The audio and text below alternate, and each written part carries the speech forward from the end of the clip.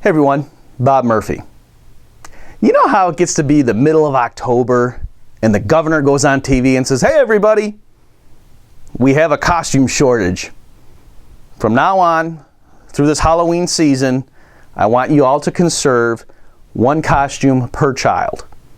If you have multiple parties back to back, one costume. If your neighbor catches you or your child wearing a Batman costume on a Thursday and then on a Friday wearing a Superman costume and you get reported, that's a $500 fine. Because we have to make sure there's enough costumes to go around for everybody. Don't be selfish.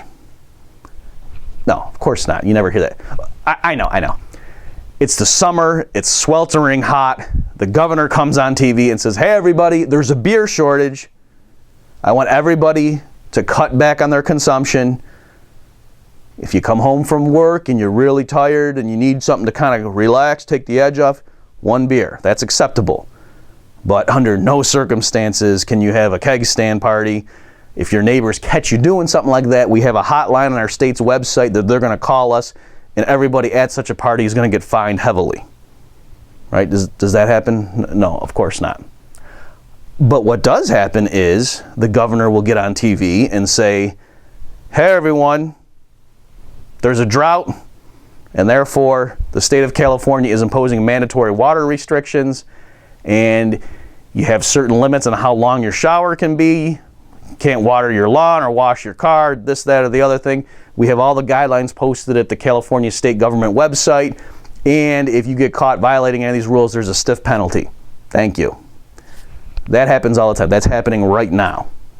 Why is that? What's the difference? Is it because there's something intrinsic to water that makes it behave differently and be allocated differently, and that's why there's this shortage that happens all of a sudden?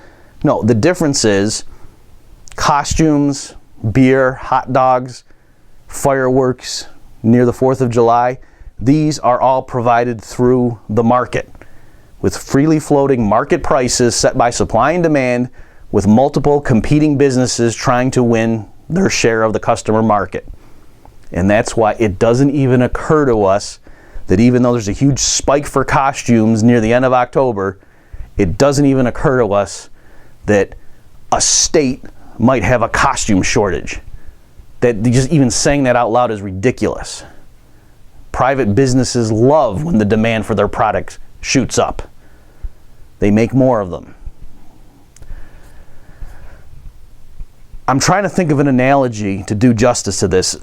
It's not great, but here goes. Imagine that the way we put satellites into orbit is through rockets and space shuttles, the conventional way, the way we do it right now. Okay. But yet when it comes to putting humans in orbit, people for some reason have this prejudice and say, oh, well, that would be yucky. You can't put humans into a rocket. That's gross. Instead, we use catapults. That's considered more humane and befitting of such a noble piece of cargo as a human being.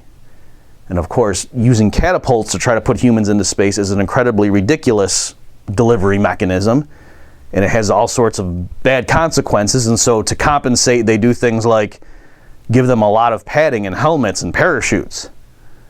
And you can imagine there being a national conversation about our program for putting humans into space using catapults. And they might go around asking people like English teachers and gym teachers and school bus drivers and ditch diggers, what do you think of this national crisis about our inability to put teachers into, or put people into space using a catapult? And they would go ahead and pontificate and so forth. Oh yes, okay. And maybe once in a while, the news would go and ask a physicist or an engineer, what do you think about this situation? And they, of course, would say, well, why are we doing this? This is absolutely nuts. Everybody knows the best way to put something into orbit is using rockets or space shuttles, things like that. Using a catapult, that's insane. Why are we doing this? The fact that it makes sense when it comes to satellites means that's also the best way to put a human up there. That doesn't change the laws of physics or the principles of engineering because the cargo changes. Similarly with commodities, we can all agree it would be insane if the government were in charge of beer production or hot dog production, or the government were in charge of Halloween costumes. we know the quality would go down, there would be shortages, there'd be interruptions, and the whole program would cost all of us more money, right? Certain individuals might get subsidies and be better off, but clearly the whole program would cost society way more if the government were in charge of it than if it were left to the private market. And that's exactly what happens with water.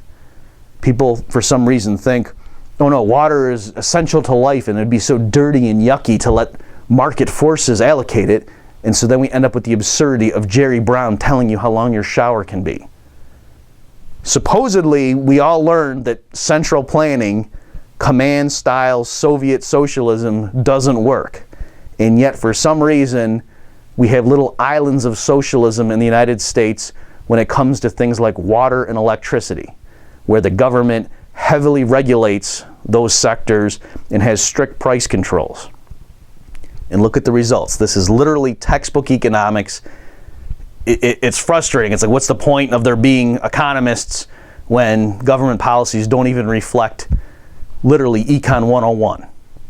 But it's not the politicians' fault. It's because the general public lets them get away with it. And so let this video be my little contribution to try to stem that tide of ignorance and say, when there's a water shortage, the solution is not to go crack down on antisocial citizens who aren't doing their part. The solution is to say, we have a system for allocating scarce resources among competing desires. It's called the market economy with private property. Let's use it. Thanks, everyone. This has been Bob Murphy.